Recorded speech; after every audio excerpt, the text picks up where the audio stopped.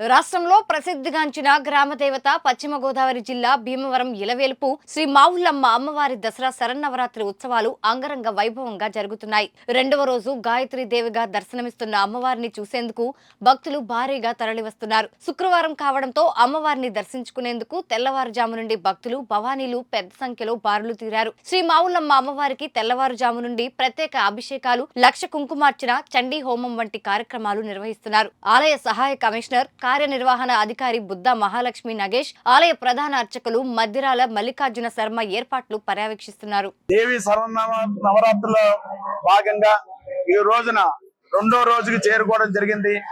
ఈ రోజున అమ్మవారికి ఉత్సవమూర్తికి బాలా త్రిపుర సుందరి దేవిగా అలంకరణ చేయడం జరిగింది.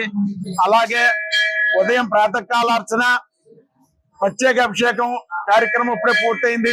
ఇప్పుడు లక్ష కుంకుమార్చన జరుగుతోంది. అలా కళావీధికి చండీ హోమం జరుగుతూ ఉంటుంది. ఈ రోజున అమ్మవారికి బాలా త్రిపుర సుందరి దేవిగా అలంకరణలో విరాజిల్లుతున్నారు.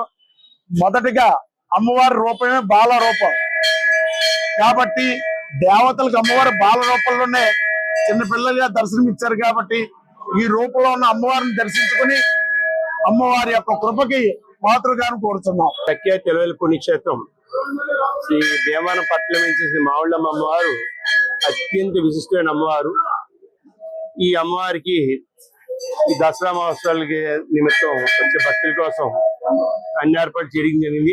భక్తులకి ఎండకి కానీ లేకపోతే వాతావరణం వచ్చే ఇబ్బంది లేకుండా వాటర్ ప్రూఫ్ పెండాల్స్, ఆ వాటర్ ప్రూఫ్ పెండాల్స్ లో ఫ్యాన్లు కూడా పందిరి ఫ్యాన్లు వేయడం జరిగింది.